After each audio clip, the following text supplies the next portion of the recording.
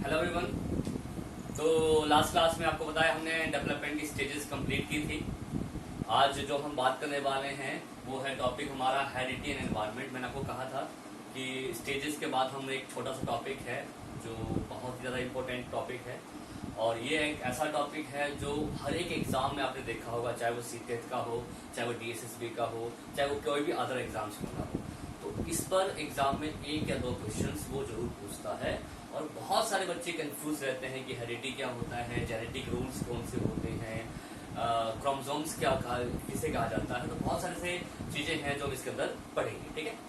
तो in fact heredity and environment एक ऐसा एलिमेंट है, एक ऐसा तत्व है, एक ऐसा फैक्टर है जो हर एक विकास को या हर एक डेवलपमेंट को डिसाइड करता है। चाहे वो किसी प्रकार की डेवलपमेंट की बात करें या किसी फील्ड के किसी डोमेन की बात करें, चाहे वो फिजिकल हो, चाहे वो मेंटल हो, चाहे वो सोशल हो। तो दो ऐसे फैक्टर हैं जो डेवलपमेंट को क्या करते हैं बच्चों, निर्धारित करते हैं, या उसको क्या करते हैं बच्चों, इस पर इन्फ्लुएंस डालते हैं। केवल डेवलपमेंट ही नहीं, विकास ही नहीं, बहुत सारे ऐसे पहलू हैं। जैसे मैं बात करूं बच्चे की पर्सनैलिटी, व्यक्तित्व, हेरिडिटी एंड एनवायरनमेंट का इम्पैक्ट होता है। बच्चे की इंटेलिजेंस, बुद्धि, हेरिडिटी एंड एनवायरनमेंट का इम्पैक्ट होता है। बच्चे की सोशलाइजेशन, बच्चे का आपका इमोशंस डेवलपमेंट, सब कुछ, जितनी भी डेवलपमेंटल फील्ड है, जितनी भी हमारी लर्निंग एक्टिविटीज है, सब का सब इन्फ्लुएंस करता है हेरिडिटी एंड एनवायरनमेंट के ऊपर, जिसे हम वंशानुक्रम और वातावरण कहते हैं, ठीक है। सबसे पहली बात मैं आपको बताऊंगा कि वंशानुक्रम क्या होता है, हेरिडिटी क्या होता है, या अनुवांशिकता किसे कहते हैं, ठीक है। तो अनुवांशिकता का मतलब होता है कि वो सारे गुण, ट्रेट्स जो पेरेंट्स से, यानी कि बच्चे के माता पिता या उनके ग्रैंड पेरेंट्स जो उनके दादा दादी हैं, उनसे जो गुण बच्चे को प्राप्त होता है उसे हम कहते हैं हेरिडिटी, ठीक है। जिसको इनहेरिट या जेनेटिक ट्रेट्स भी कह सकते हैं। ऐसे गुण जो बच्चे के माता पिता से बच्चों को मिल रहा है, ऑस्प्रिंग्स को मिल रहा है, उसे हम क्या कहते हैं बच्चों, हेरिडिटी, ठीक है। तो मैंने आपको बताया था जब हमने ये टॉपिक ग्रोथ एंड डेवलपमेंट का टॉपिक किया था कि जो हेरिडिटी हमारी होती है, हेरिडिटी जो होता है इसके थ्रू हमें बहुत सारे जीन्स जो होते हैं वो ट्रांसफर होते हैं। आपको बताया था मैंने कि 46 टाइप के क्रोमोसोम्स होते हैं, क्रोमोसोम्स जिसको हम गुणसूत्र कहते हैं। गुणसूत्र, ये गुणसूत्र जो होते हैं वो 23 के उसमें होते हैं पेयर में। 23 जो होता है ये फीमेल में होता है, और 23 जो होता है ये मेल में होता है। जब मेल एंड फीमेल इंटरेक्ट करते हैं आपस में तो ये जोड़े बना लेते हैं, और जोड़े कितने बनते हैं बच्चों, 23 पेयर्स बनते हैं। अब ये 23 पेयर्स जो हैं इसको हम, आपको मैंने बताया था कि इसको हम लिखते हैं 22 प्लस में 1, 22 प्लस में 1, ठीक है। 22 जो पेयर्स हैं, 22 इनको हम कहते हैं ऑटोजोम्स, ठीक है, जिसको हम आत्म गुण भी कह सकते हैं, ठीक है। और जो 23वां पेयर होता है, ये जो 23rd पेयर है, इसको हम कहते हैं सेक्स क्रोमोसोम्स। इसको कहते हैं सेक्स क्रोमोसोम्स, यानी कि लैंगिक गुणसूत्र, ठीक है। ये 23वां पेयर ही डिसाइड करता है कि लड़का होगा कि लड़की होगी। इनफैक्ट 23 जो पेयर है ये सेक्स डिटर्मिनेशन के लिए होता है। और आपको पता है दो ऐसे क्या नाम है हमारे गुणसूत्र होते हैं, XX होता है फीमेल में और XY होता है मेल में। X और X मिल जाते हैं तो बेबी गर्ल, और XY मिल जाता है तो बेबी बॉय होता है, ठीक है। तो ये 40 क्रोमोसोम्स के अंदर जो होते हैं बहुत सारे गुण पाए जाते हैं, बहुत सारे बच्चों के डेवलपमेंटल ट्रेट्स होते हैं। उन गुणों को हम कहते हैं आपका जीन्स, और ये जीन्स को हिंदी में कहा जाता है पितृक। इन क्रोमोसोम्स के द्वारा बहुत सारे जीन्स ट्रांसफर किए जाते हैं। जीन्स कहीं से भी मिल जाते हैं, ऐसे गुण जो माता पिता से मिल रहे हैं, बच्चे के ग्रैंड पेरेंट्स से मिल रहे हैं, उन सबसे जो गुण प्राप्त होता है उसको हम जीन्स कहते हैं। जीन्स होता है एक ऐसा यूनिट, एक हेरिडिटी का एक ऐसा यूनिट है जो बच्चों को डेवलपमेंट में या बच्चे की पर्सनैलिटी डेवलपमेंट में उसे मिल रहा है।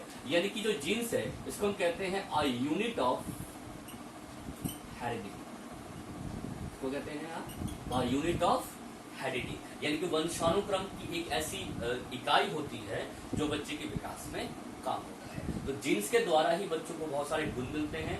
उसमें पर्सनैलिटी की गुण ले लो, इमोशंस हो गया, सोशलाइजेशन हो गया, कोई भी ऐसा गुण जो होता है वो हेरिडिटी के द्वारा प्राप्त होता है। अभी कितना प्राप्त होता है ये हमने पहले बात कर लिया था कि अभी तक कोई ऐसी चीज हम आपने किया ही नहीं कि हम ये बता पाए कि हेरिडिटी का कितना इम्पैक्ट होता है, बट हम ये कहते हैं कि हाँ, जो पहला डिटर्मिनेशन होता है, यानी कि पहला ऐसा तत्व जो बच्चे की विकास में काम आए, तो वो आपका हेरिडिटी होता है। इसलिए और जो भी हेरिडिटी से मिलता है वो फिक्स मिलता है। फिक्स इन द सेंस कि उसको आप चेंज नहीं कर सकते। अब जो मिल गया वो मिल गया, ठीक है। तो जो भी हेरिडिटी से भी मिलेगा, याद रखना एक चीज, ये हमेशा क्या होता है, इट इज फिक्स्ड। फिक्स्ड मतलब ये एकदम स्थायी होता है, ठीक है। जो मिल गया बच्चे का विकास हुआ, नहीं मिलेगा बच्चे का विकास नहीं होता।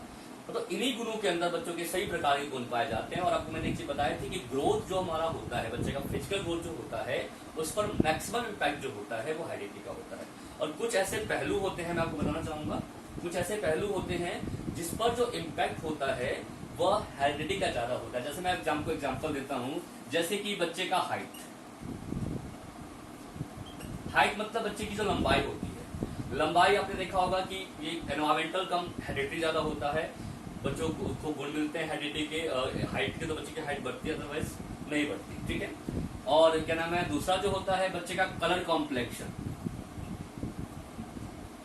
कलर कॉम्प्लेक्शन का मतलब होता है शरीर का रंग, जो कलर बच्चे का होता है, या कलर ऑफ आईज भी आप कह सकते हो, आंखों का रंग जो होता है, बालों का रंग जो होता है, या स्ट्रक्चर जो होता है, ये लगभग जो होता है वो कौन डिसाइड करता है, वो हमारी क्या करती है, हेरिडिटी डिसाइड करती है, ठीक है। तो याद रखना, जो भी हमारा हाइट हो गया, कलर कॉम्प्लेक्शन, आप एक चीज लिख सकते हो, इंटेलिजेंस। इंटेलिजेंस जो होता है सबसे पहले हेरिडिटरी होता है, उसको बच्चों को गुण मिले तो बच्चे का आपस जो है बुद्धि का विकास होता है। तो थर्ड पॉइंट आप ये लिख सकते हैं यहाँ पर, इंटेलिजेंस। इंटेलिजेंस का पहला जो डोमिनेटिव रोल होता है वो किसका होता है, आपका हेरिडिटी का होता है। तीसरा कौन सा हो गया आपका, बुद्धि। तो जेंडर डिटर्मिनेशन ले लो आप, बच्चे की हाइट ले लो, कलर कॉम्प्लेक्शन ले लो, ठीक है, या जो भी बच्चे का स्ट्रक्चर होता है बॉडी का, ये जितनी भी चीजें होती हैं वो सब जो होता है हमारा हेरिडिटरी होता है, ठीक है। तो वंशानुक्रम की भूमिका जो होती है बच्चे में बहुत ज्यादा होती है और पहली भूमिका मानी जाती है, ठीक है। हेरिडिटी की भूमिका जो होती है हमारी वो पहली होती है, ठीक है।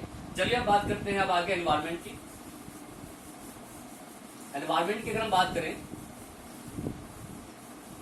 तो एनवायरमेंट का रोल जो होता है ये है हमारा, देखो इसकी भूमिका बच्चे के विकास में हमेशा ज्यादा होती है। अब ज्यादा हम ये नहीं कह सकते कि कितनी ज्यादा होती है, जो हमने पहले डिस्कस किया था कि इसको हम कभी भी परसेंटेज में नहीं मेजर कर सकते, बट हम ये कहते हैं कि एनवायरमेंट बच्चे का जितना ज्यादा बच्चे को एनवायरमेंट मिलता है, वातावरण मिलता है, बच्चे का विकास उतना ही ज्यादा होता है। तो हेरिडिटी का रोल तो है ही है, साथ साथ में एनवायरमेंट का रोल भी होना चाहिए, ठीक है। तो एनवायरमेंट का रोल जो ज्यादा होता है, लेकिन एनवायरमेंट बच्चे का हमेशा बदलता रहता है। बदलता रहता है सेंस कि बच्चा जैसे जैसे सोसाइटी या आसपास के एनवायरमेंट में इन्वॉल्व होता है, बच्चे का वैसे ही विकास होता है। तो एनवायरमेंट हेरिडिटी का रोल जो होता है वो तो है ये, साथ साथ में एनवायरमेंटल रोल भी हमारा होता है। और लेकिन एनवायरमेंटल हमेशा होता है डायनेमिक। डायनेमिक मतलब ये परिवर्तनशील होता है। परिवर्तनशील का मतलब ये हुआ कि ये बदलता रहता है, इन द सेंस कि अब जैसे जैसे बच्चा एनवायरमेंट में इन्वॉल्व होता है वैसे वैसे उसके अंदर चेंजेस आने लग जाते हैं। तो एनवायरमेंट बच्चों को कहीं से मिल जाता है, तो वो जैसे जैसे एनवायरमेंट में इन्वॉल्व होता है वैसे वैसे अपने अंदर चेंजेस लाने शुरू कर देता है। तो सेकेंड जो फैक्टर हमारा है वो कौन सा है, हमारा एनवायरमेंट है। अब एनवायरमेंट जो बच्चे का होता है वो दो प्रकार का होता है। पहला एनवायरमेंट जो है उसको हम कहते हैं फिजिकल एनवायरमेंट।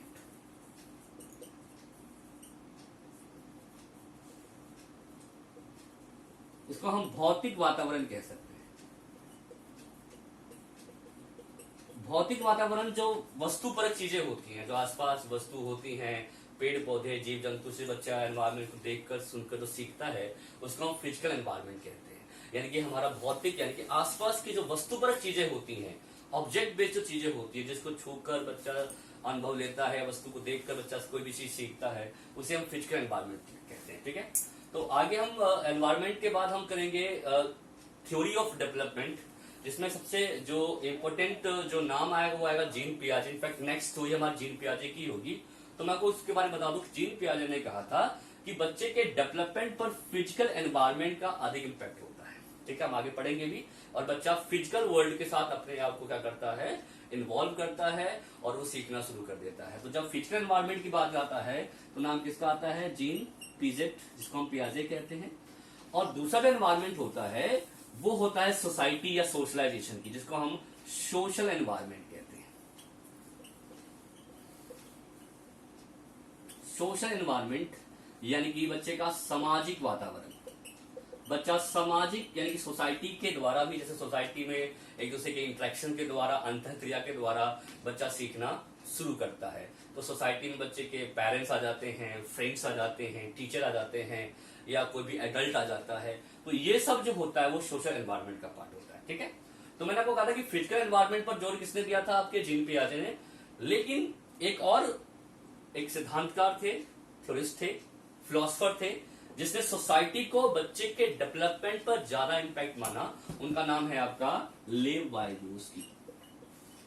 लेव वाइगोत्स्की, जिसकी थ्योरी सोशल डेवलपमेंटल थ्योरी है। ये हम आगे पढ़ेंगे, पियाजे और वाइगोत्स्की के बारे में बहुत अच्छे से पढ़ेंगे इनफैक्ट। और बहुत ज्यादा जो क्वेश्चंस होते हैं वो आपके इन दोनों पियाजे और लेव वाइगोत्स्की के ऊपर पूछे जाते हैं। ठीक है, तो एनवायरमेंट भौतिक जो होता है, फिजिकल एनवायरमेंट जो वस्तुपरक चीजें होती है, और सोसाइटी जो सोशल इंटरेक्शन या सोशल कनेक्शन के द्वारा बच्चा जो होता है सीखता है। ठीक है, तो ये दो प्रकार के हमारे क्या होते हैं? एनवायरमेंट होते हैं। ठीक है, तो बच्चे के ग्रोथ एंड डेवलपमेंट के ऊपर, बच्चे के पर्सनैलिटी के ऊपर, बच्चे के इमोशंस के ऊपर, बच्चे के इंटेलिजेंस के ऊपर अगर किसी भी चीज का इंपैक्ट होता है तो वो दो का होता है, जिसको हम कहते हैं हेरिडिटी एंड एनवायरमेंट, यानी कि वंशानुक्रम और वातावरण। ठीक है, साथ साथ इसको हम नेचर और नर्चर भी कह सकते हैं।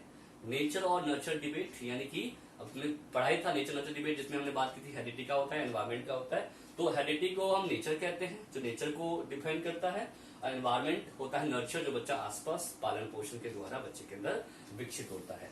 बच्चे के किसी प्रकार के विकास में ये दो फैक्टर्स जो होते हैं सबसे ज्यादा प्रभावी होते हैं, और उन्हीं पर ये क्या होता है?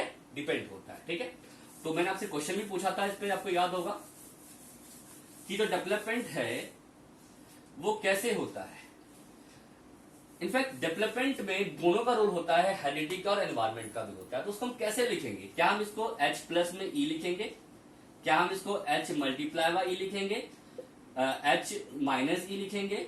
H डिवाइडेड बाय E लिखेंगे? तो आपको मैं ये क्वेश्चन आपने देखा भी होगा, डेवलपमेंट को जो निर्धारित करता है उसको हम कैसे लिखते हैं, कैसे रिप्रेजेंट करते हैं। ठीक है, तो H आपको पता है माइनस तो हो ही नहीं सकता, माइनस और डिवीजन का कोई मतलब नहीं बनता। कंफ्यूजन हमेशा होती है प्लस और मल्टीप्लिकेशन में। तो प्लस में हम नहीं कह सकते, तो प्लस का मतलब ये हुआ कि भाई दोनों को जुड़कर मिल रहा है। नहीं, दोनों का जुड़कर नहीं होता, दोनों का मल्टीप्लिकेशन होता है। याद रखना, जब हेरिडिटी और एनवायरमेंट आपस में इंटरेक्ट करते हैं तो ही बच्चे का विकास होता है। प्लस में ना लिख के इसको हम लिखते हैं H मल्टीप्लाई बाई E। इसका मतलब हुआ इंटरेक्शन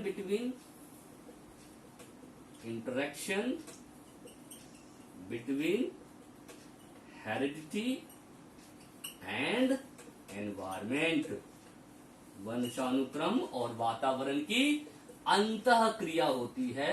दोनों का योगात्मक रूप होता है बच्चे के विकास में। क्वेश्चन एग्जाम में आ भी चुका कितनी बार कि हेरिडिटी एनवायरमेंट का कैसे हम इसको रिप्रेजेंट करते हैं।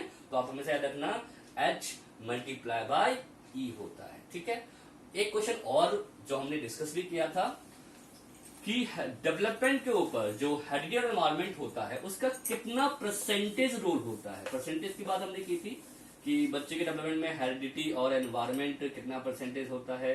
ये 50-50 होता है, क्या ये 60-40 होता है, क्या ये 40-60 होता है। ठीक है, या आप ये कह सकते हैं कि इनमें से कोई भी नहीं, नन। तो मैंने आपको बताया था कि अगर ऐसे क्वेश्चंस अगर आते हैं तो आपको याद रखना हमेशा भी आप किस पे जाओगे? ऑप्शन नंबर डी, यानी कि नन पर। नन इन द सेंस कि हम डिसाइड ही नहीं कर सकते। आपको बताया था कि हेरिडिटी एनवायरमेंट बच्चे के डेवलपमेंट में बहुत बड़ा रोल तो निभाती है, लेकिन किसका कितना परसेंटेज होता है इसे हम नहीं कह सकते। ठीक है, अब इसको हम एजेस में कह सकते हैं कि कुछ स्टेज में हेरिडिटी रोल ज्यादा होता है, कुछ स्टेज में एनवायरमेंट रोल ज्यादा होता है। तो ये हम कह सकते हैं, बट कितना परसेंटेज इसको हम जज कर सकते हैं हम ऐसा नहीं कह सकते, यानी कि नन। ठीक है, यानी कि इनमें से कोई भी नहीं, यानी कि हेरिडिटी एनवायरमेंट जो होता है इसको हम परसेंटेज पर नहीं जज कर सकते। दूसरी बात ये, हम ये कह सकते हैं कुछ एस्पेक्ट, कुछ पहलुओं पर हेरिडिटी ज्यादा होती है, कुछ पहलुओं पर, कुछ एस्पेक्ट्स पर एनवायरमेंट ज्यादा होता है। ठीक है, जैसे सोसाइटी की बात करें, सोशलाइजेशन की बात करें बच्चे की, तो एनवायरमेंट ज्यादा अच्छा फैक्टर होता है। बट बच्चे की ग्रोथ या फिजिकल डेवलपमेंट की बात करें वो हेरिडिटी होती है। तो दोनों का अपना अपना रोल होता है, दोनों अपने अपने पक्षों का विकास करते हैं, बट इसको हम परसेंटेज के अंदर नहीं तोड़ सकते, नहीं बना सकते। ठीक है, तो आज हमने ये टॉपिक छोटा सा कर लिया हेरिडिटी एनवायरमेंट का। हाँ, एक चीज और, बट याद रखना, हेरिडिटी से जो मिलता है वो फिक्स मिलता है, स्थायी मिलता है। जो एनवायरमेंट से मिलता है वो डायनामिक होता है, परिवर्तनशील। जैसा एनवायरमेंट मिलेगा बच्चा वैसे ही अपना विकास करेगा और उसके अंदर अपने आप चेंजेस आने लग जाएंगे। क्योंकि विकास का मतलब भी होता है changes in the behaviour through the experience through the environment, आप ये कह सकते हैं। ठीक है, तो ये हमने कर लिया आज, हेरिडिटी एनवायरमेंट हमारा टॉपिक हो गया आज। नेक्स्ट क्लास में द मोस्ट इंपोर्टेंट टॉपिक जिसका नाम है जीन पियाजे का कॉग्निटिव डेवलपमेंट थ्योरी या cognitive construction theory, next class में चर्चा करेंगे बच्चों। आप लोग जरूर वीडियो देखिएगा। आप जीन पियाजे की सबसे बेस्ट इंटायर यूट्यूब आपको मिलेगी वीडियो। इनफैक्ट आपको बहुत ही मजा आएगा टॉपिक को पढ़ने में। ठीक है, और बहुत सारे कॉन्सेप्ट ऐसे होंगे जो आपको उसमें नए लगेंगे, जो आपने कभी पियाजे में नहीं सुनेंगे। ठीक है बच्चों, नेक्स्ट क्लास में मिलते हैं, तब तक